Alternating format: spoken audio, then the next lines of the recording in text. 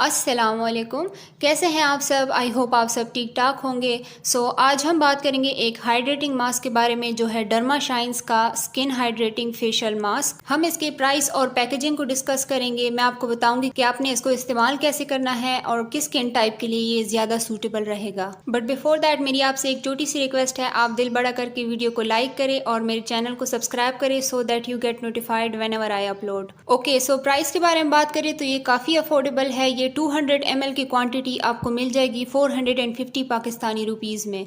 और ये मास्क बहुत कम यूज़ होता है, तो आप इसे 2-3 महीने आराम से इस्तेमाल कर सकते हैं और इसकी एक्सपायरी भी लॉन्ग होती है, सो उसका भी कोई मसला नहीं है। पैकेजिंग की बात करें तो इस पर फ्रेश क्यूकम्बर की पिक्चर है। इस पर लिखा है कि ये क्ले मास्क है और आपकी स्किन के पोर्स को टाइट करता है। नीचे लिखा है कि इसमें एक्सफोलिएशन प्रॉपर्टीज भी है, ये जेंटली आपकी स्किन को एक्सफोलिएट करता है। और नीचे लिखा है कि ये ऑल स्किन टाइप्स के लिए है। पीछे इसके इंग्रेडिएंट्स मेंशन्ड है, आप पॉज करके देख सकते हैं। इंग्रेडिएंट्स में कोई ऐसी खास बात नहीं है, सो हम उसको डिस्कस नहीं करेंगे। अच्छा, इस पर लिखा है कि ये आपकी स्किन की कम्प्लेक्शन को ब्राइट करता है। क्यों ब्राइट करता है? तो उसकी वजह यहाँ पर लिखी है कि इसमें विटामिन सी और विटामिन ई है, जो कि दोनों बहुत ही अच्छे एंटीऑक्सीडेंट है। सो इसकी वजह से आपकी स्किन के डार्क स्पॉट्स कम होंगे और आपका स्किन टोन जो है वो भी इवन होगा।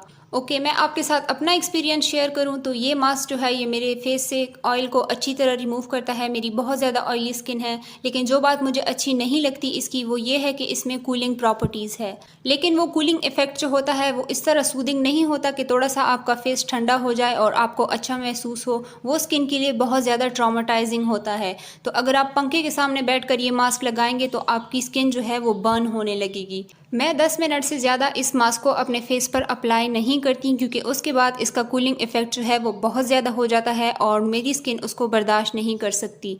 मेरी स्किन के लिए इस मास्क का बस यही फ़ायदा है कि ये एक क्ले मास्क है और मेरी स्किन से ऑयल को अब्जॉर्ब कर लेता है। लेकिन अगर देखा जाए तो ऐसा मास्क हम घर पर भी बना सकते हैं जो आपकी ऑयल प्रोडक्शन को कम करे।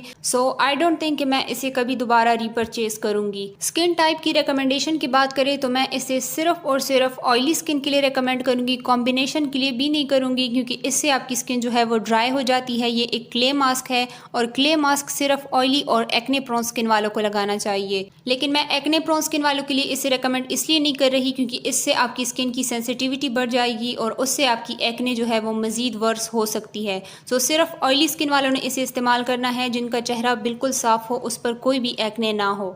बाकी ड्राई, नॉर्मल, सेंसिटिव कॉम्बिनेशन किसी स्किन टाइप के लिए मेरी तरफ से ये रिकमेंडेड नहीं है। बहुत से लोग इस मास्क को पसंद करते हैं क्योंकि ये मास्क गर्मियों में उनकी स्किन को कूलिंग इफेक्ट देता है, लेकिन अगर आप मेरी राय जाने तो ये कूलिंग इफेक्ट बहुत ज़्यादा है और ये आपकी स्किन को सूद नहीं करता, बल्कि ये एक ट्रॉमेटाइजिंग इफेक्ट देता है। तो अगर आप इसे 15-20 मिनट अपने चेहरे पर लगाए रखेंगे और फिर अपना चेहरा पानी से धोएंगे तो ट्रस्ट मी आपकी स्किन जो है वो बहुत उस पर रेडनेस आ जाएगी और वो बर्न होने लगेगी। यही वजह है कि मैं इसे किसी के लिए भी रिकमेंड नहीं करूंगी। अगर कोई यूज़ करना चाहता है तो सिर्फ और सिर्फ ऑयली स्किन वाले इसे यूज़ कर सकते हैं। बाकी इस मास्क में कोई और ख़ास बात नहीं है। ज़्यादातर लोग इस मास्क को इसलिए लेते हैं क्योंकि ये बहुत ज़्यादा क्वांटिटी आपको बहुत कम प्राइस में मिल जाती है, मीन्स ये बहुत अफोर्डेबल है। लेकिन अगर ये काम नहीं कर रहा तो अफोर्डेबिलिटी जाए बाढ़ में, मैं इसे किसी के लिए भी रिकमेंड नहीं करूँगी। Okay, so that was it. ये था मेरा रिव्यू। आई होप आपको पसंद आया होगा and if you did like it give this video a big thumbs up. बाकी आप मेरे चैनल को सब्सक्राइब करें और मिलते हैं अगली वीडियो में।